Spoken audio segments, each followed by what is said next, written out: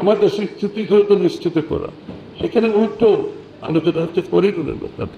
একটা সবজির দেশ একটা নন স্টেট অ্যাক্টরের সাথে অ্যারেঞ্জমেন্ট করে, সেই অ্যারেঞ্জমেন্টের গ্যারান্টি ভ্যালিডিটি কে দেবে? সেই নন স্টেট অ্যাক্টরের সাথে আমার স্বার্থের মিল হবে, এটা আপনাকে কে বলবো? এই সমস্ত ব্রাইট আইডিয়া তার কাছ থেকে আসছে, আসলে এর পুরোটাই না।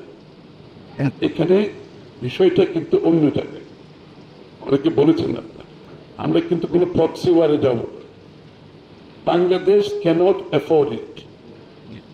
আমাদের দেশটা এখন সবচেয়ে বেশি প্রয়োজন কি জানেন? আজকের বাংলাদেশ, আগামী বাংলাদেশের জন্য সবচেয়ে বড় প্রয়োজন একটা স্টেবল, স্থিতিশীল বাংলাদেশ। এটা হচ্ছে আমার সবচেয়ে পাওনা এখন এই মুহূর্তে, একটা স্থিতিশীল বাংলাদেশ।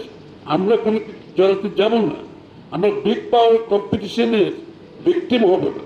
আমি একটা স্থিতিশীল দেশ চাই, যে দেশটাকে আমরা গড়তে চাই অর্থনৈতিকভাবে, এই দেশের মানুষের জীবনযাত্রার মান উন্নয়ন করার জন্য, আমার অর্থনৈতিক উন্নয়নের জন্য, আমার অবকাঠামো উন্নয়নের জন্য, আমার দেশকে বিশ্বের সামনে একটা নতুনভাবে আবির্ভাব হওয়ার জন্য আমাদের আকাঙ্ক্ষা।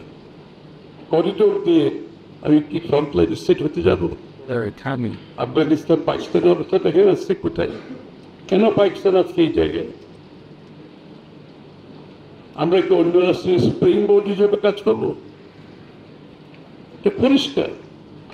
তাহলে আমার যেটা মনে হচ্ছে, শেখ হাসিনা যেভাবে রাষ্ট্রের স্বার্থ জলাঞ্জলি দিয়ে, বাংলাদেশের মানুষের স্বার্থ জলাঞ্জলি দিয়ে ক্ষমতায় থাকার জন্য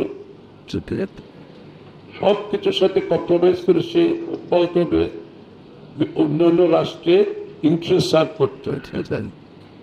তাহলে আপনি কি সেদিকে কোনো দিকে যাচ্ছিলেন? এই প্রশ্ন তো উঠতেই পারবে, কারণ কোনো যুক্তিতে আমরা এখানে যাওয়ার কোনো সুযোগ নেই, কোনো করিডোর, কোনো জায়গায় যাওয়ার কোনো সুযোগ নাই।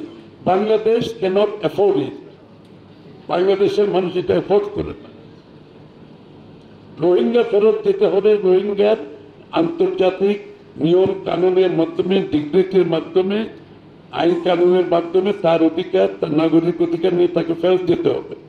যেখানে বিগত দিনে 2 বার দিয়েছে, ওইভাবে যেতে হবে।